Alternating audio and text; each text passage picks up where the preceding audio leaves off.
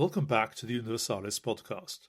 I am Martin Kochański, the creator of Universalis, and in this episode I'll be looking at the highlights of the week ahead, starting with Sunday the 19th of October. Trying to write about this week without mentioning Pope St. John Paul II, whose feast day is on Wednesday, is like trying to write about the last quarter of the 20th century without once mentioning his name. During that time, more people in the world must have been able to answer the question, "Who is the Pope?" than at any time before or since. It was all almost an accident. In 1978, Pope Paul VI died. All I can remember about that Pope is that he was the Pope. This may be just me being stupid, but the thing is, we ordinary people all knew what popes were. Popes were good. Popes were nice. Popes told us to be good and nice too. When one of them died, another was elected, and so it went on. And of course, all of them were Italian. So then, in 1978, everything proceeded just as usual. The cardinals came together, and in secret conclave they elected John Paul as Pope. He was good. He was nice. He was Italian. No doubt he would have spent his time telling us to be good and nice too, but in 33 days, suddenly, he was dead of a heart attack. It was God telling us that we had not got it quite right. Autumn in Rome, then another conclave, all the world's press back again. They dug out their lists of the runners in the last race and got ready to tell us all about whichever Italian horse won the race this time round. His history, his opinions, anything to make us feel wise at once without having to think. On Monday the 16th of October 1978, white smoke came pouring out of the chimney. The reporters waited to hear which candidate had been elected, ready to look up their notes and sound very, very authoritative before their time was up and we return you to our scheduled programming. And it was a disaster. They couldn't talk about which candidate because the new pope wasn't on their lists. He was not a which candidate at all, but a who. Definitely and supremely, he was a who. He was not an Italian. He was a Pole, and Poland up till that moment had been one of those countries stuck behind the Iron Curtain, and you feel sorry for them, how sad, and go on to think of something else. But how can you feel sorry for a country which has just produced the first non-Italian pope for centuries? It was most disturbing and confusing for the press. It took the BBC half the afternoon just to teach their reporters to pronounce his name, Karol Wojtyła. I watched them slowly getting better at it. It was funny to see, but it was not time wasted. This pope was going to be in the news, and high in the news, for a very long time. What about niceness and goodness, then, the other qualities of popes? Well, niceness I can't say. He had a face carved out of rock, but at least it was friendly rock, rock that was on your side. As for goodness, yes, of course, but it was goodness of a very different kind. The new pope took the name John Paul II in homage to his predecessor. That was the last bit of continuity we were going to see for some time, the last bit of business as usual. Though even as I'm saying this, I'm wondering about John Paul I. Perhaps his election wasn't a mistake after all. You know how sometimes you are walking along and you come to where there is a step up or a step down, and you find you are just half a pace away from where you ought to be, so you take a quick half-step, half-skip to get the rhythm of your feet in the right place? I wonder. I have never understood how institutions work, and no one ever understands the workings of the Holy Spirit, but just conceivably Pope John Paul I was providential in his way. He was that half-step, half-skip which made the election of Karol Wojtyła possible. Pope St. John Paul II is celebrated this week, which is a little odd because he died on the Sunday after Easter, and we usually celebrate saints on the date of their death. The thing is, we don't like putting important saints near Easter because the calendar gets too complicated. That Sunday is now a permanent memorial to him in any case, because we used to call it Low Sunday, until John Paul II renamed it to Divine Mercy Sunday. The people who decide these things decided to make John Paul's feast the 22nd of October because Sunday the 22nd of October 1978 was the date of the new Pope's inauguration. There could be no better date than this. It was the end of business as usual. It was the beginning of the fall of the Iron Curtain and the end of the Cold War. History was about to turn a corner we thought it would never turn. This time the cardinals had elected to the papacy not a clergyman, but a man. You looked at him, and whoever you were, you said to yourself, I ought to be like this man. He had the toughness we more usually associate with female saints like St. Teresa. When his enemies or his friends told him it would be best not to do something, or safest, he went ahead and did it anyway. It was the logical outcome of the life he had led. Karol Wojtyła had not got where he was, papabile, as they say, ready to be poped, by rising steadily through the ranks of the clergy and always being in the right place at the right time. He had been in many wrong places. As a young man he had done forced labour in the stone quarries, and it showed. From his youth he had endured experiences that would have crushed most of us, and that showed too. He was a priest in a country officially dedicated to the elimination of Christianity. He was a bishop in that country. He had had to exercise more toughness each week than most of us do throughout the whole course of our lives. I'm spending a lot of time on who the new pope was. That kind of thing doesn't usually come in the history books. They prefer words and actions. But who the pope was more important than what the pope did. Indeed, what he did came out of who he was. If you think about it, the ordinary people, the sinners who followed Jesus first for who he was, and only then for what he said and did. John Paul gave us the most important message of his papacy just by being. By being who he was, he showed that it was possible for real people to believe in God. Real people, someone like you and me. Belief in God was not just for vicars and church mice. Belief was possible, and more than possible. It was necessary and beneficial. Believing in God made us more ourselves, because faith is the only sure underpinning of one's personality that there is.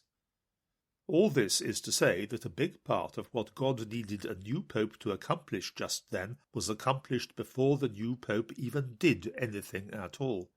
You can still look at a picture of Pope St. John Paul II today and catch yourself saying, I want to be like you. Being is good, but in the end, being isn't enough until it blossoms out into doing. The action started at once, in Pope John Paul's inaugural sermon on Sunday the 22nd of October 1978. The words he uttered then set in motion the freeing of 100 million people from slavery, but looking to the future, that may have been the least of their effects. This was not a loud call to action of the kind you might expect. People, rebel.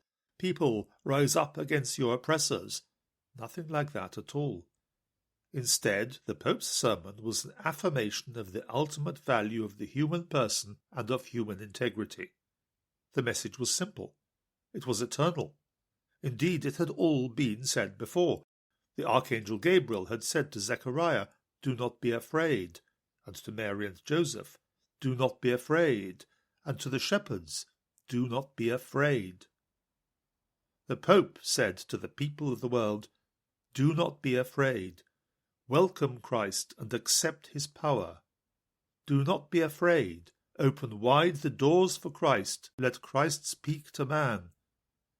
Do not be afraid, for Christ alone knows what man is. If you've ever seen a Roman wall, then you'll know how different they are from ours. Roman walls are built of very flat, thin bricks, quite unlike the thick, solid ones we use.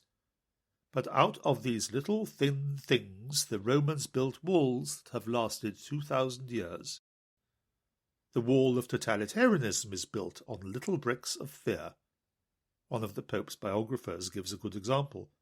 Think of a greengrocer who, along with his daily delivery of apples and onions and cabbages, receives a big banner to put in his window saying, The party is the vanguard of the people. Does he believe what it says? No. Does he put it up? Yes. Otherwise, someone will notice. Someone will notice that he exists. There will be a file. Other pieces of evidence will be put together. Then, somehow, when his child needs a good school, there won't be a place, or when he needs permission for his outdoor displays of fruit, the permit will be strangely delayed. And all for what? All for a bit of paper that doesn't mean anything anyway, so let's put it up and have done with it. The party is the vanguard of the people. Everyone who knows you will know that you don't mean it. They will understand that you have put it up as an act of conformity, an act of prudence, a visible way of making yourself invisible. There is no Iron Curtain now. The people have been set free, but the methods that were used to enslave them have been set free also. In the English-speaking world today, you can be arrested for speaking the truth, interrogated, even imprisoned, or best of all, they can put you on a list. It is all very humane. Perhaps you won't get the job you want, or a proper education. Perhaps your tax affairs will be investigated. Perhaps you will not be allowed to fly, just for security, you understand. The modern state has so many humane methods of pest control, it doesn't make martyrs of people, but it does make an example of them. The blood of the martyrs may be the seed of the church, but quiet, half-conscious fear is the seed of nothing at all. In 1978, all the Pope had to say was, "Do not be afraid," and the solidity of those walls made out of little bricks was gone, just like that. They were only ever an illusion. I am not saying that the risks of not being afraid weren't real. They were very real indeed, just as they are now. But still, the Pope could say, from his long experience of living under occupation and totalitarianism, and surviving them and fighting for human integrity, do not be afraid. He was not someone comfortably standing outside the fence preaching courage to those within. He had been in there. He knew. That was the world when Pope John Paul II began his reign. That leaves the Church.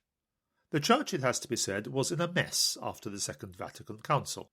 She was like a patient who has been through a life-saving operation and wakes up in a corridor on a trolley that everyone bumps into as they pass by, ignored, neglected, meaningless. We were told that everything we had believed in the past, everything the martyrs had paid for with their lives, was untrue. As for what was true, for what was meaningful, nobody would tell us. Now, Karol Wojtyła never thought of the council as a meeting that would finish its work when it finished, with a sigh of relief, and that was the end of it. The council could only ever be a beginning, and it had to be a beginning involving everyone, because a church that renews itself has to renew itself at all levels. So, as Archbishop of Krakow, returning from the council, Wojtyła set in motion a program of prayer, discussion, evangelization, centered on all the documents of the Council and engaging with them all, studying the Council's sources and working through all its consequences. It was a huge project. It involved people of all kinds, men and women, clerical and lay, workers and intellectuals, thousands of them. It took 7 years. It was not just the conclusions of the process that mattered, it was the process itself. People used their minds. People understood. If you want to be renewed, you need to do the work. That's the sort of thing any life coach will tell you. If you want to be renewed, you need to do the work. Here is another example. One of the key decisions of the Second Vatican Council was that a new, complete, compendious Catechism of the Catholic Church needed to be written. It had to set out the whole of the Church's teaching, explaining it and giving the justification for all her teachings and beliefs. Clear, definite, solid. None of that was what the bureaucrats wanted, so they used the invincible weapon of bureaucrats throughout history, delay. Because popes only live so long, but the Vatican is forever. The new pope was too much for them. He said, simply, that what the council had commanded must be done. The Catechism of the Catholic Church was eventually published in 1992 in French. After more obstruction and more delay, the English version came out in 1994, and over 7 million copies have been sold. Pope John Paul II died in 2005. The BBC, which being British has a duty to ignore the activities of random foreign bishops, found itself broadcasting the entire Requiem Mass live.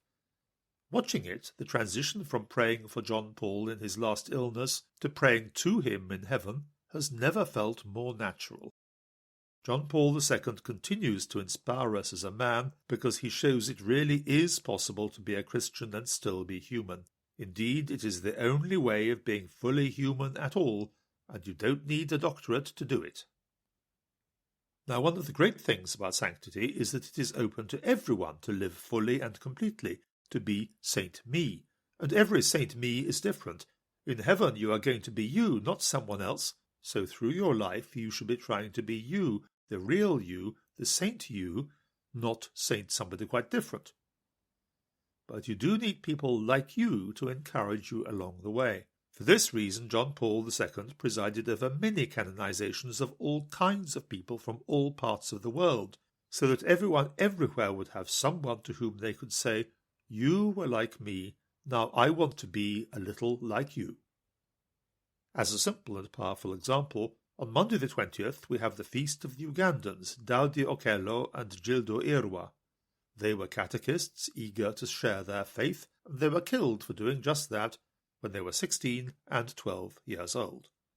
In worldly terms you might think, what a waste, but looking at them in the About Today page for Monday, I find myself saying not interruption, but completion, to have done what needed doing. What more can any of us hope for? If you stand on the south bank of the River Thames in London and look northwards across the river at St. Paul's, you do not see a minaret on the top of it. This ought to be more surprising than it is, but the trouble with history is that we get used to things being the way they are and think that they inevitably have to be like that. On Thursday the 23rd we commemorate a saint who played a part in keeping us Christian. St. John of Capistrano was born in 1386. For a while he was a judge, and then he became a Franciscan friar. He travelled widely through Germany, Poland, Transylvania, Moldavia, and Russia. Wherever he went, he preached, strengthening Christian morals and combating heresy.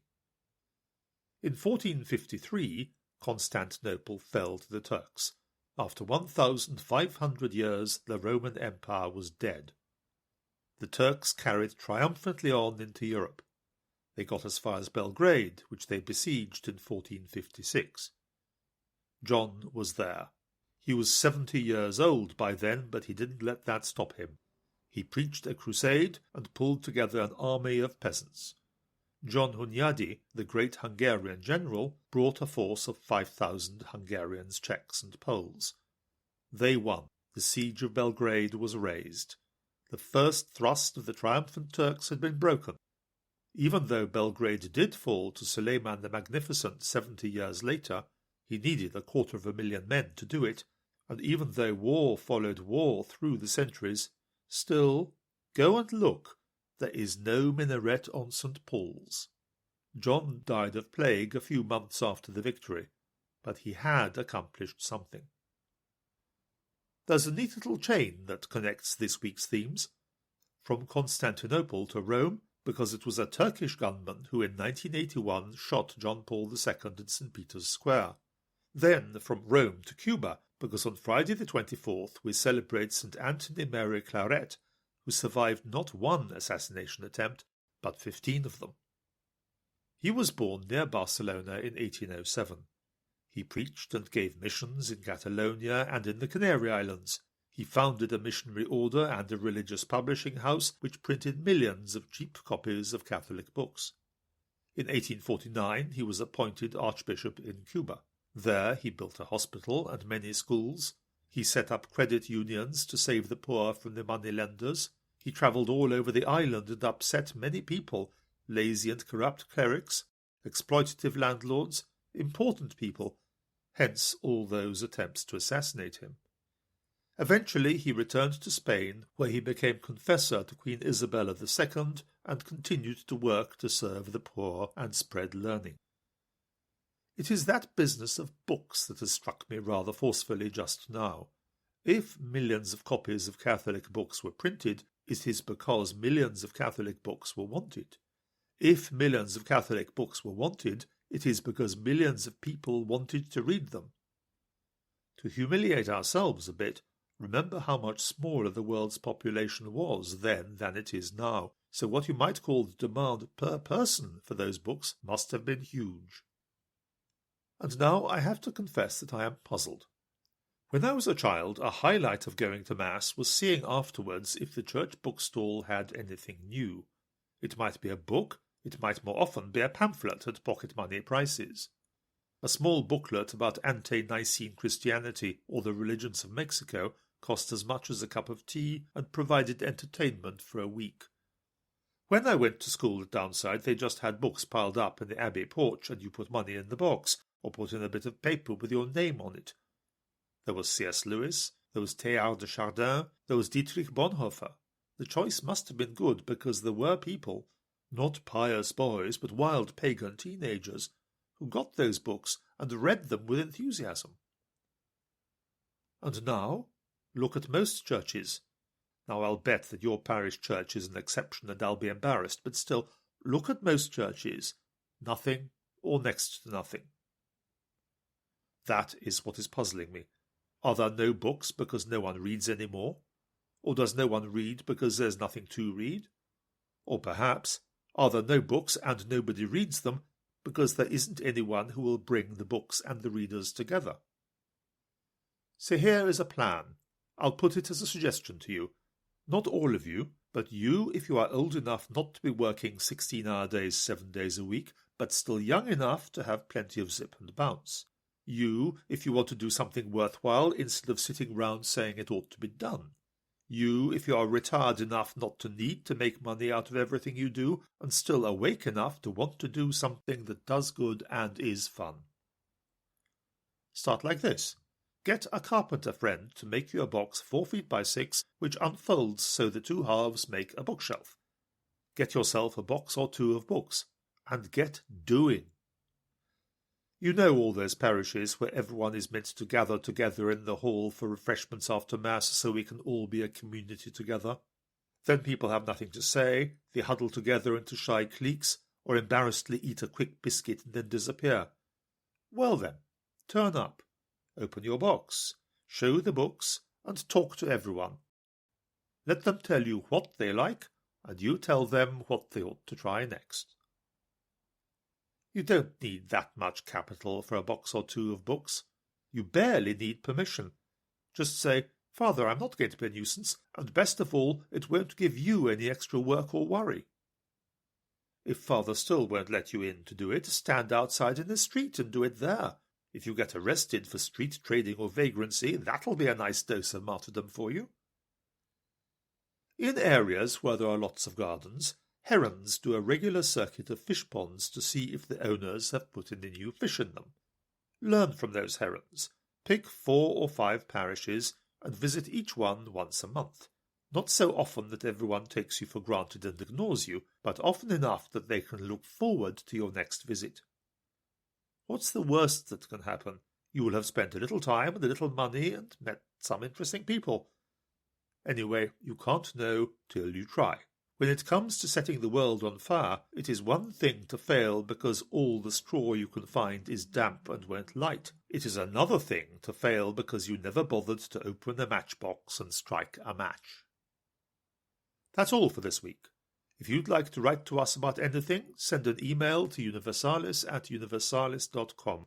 We look forward to hearing from you. Have a good week in every sense, and let's pray for one another.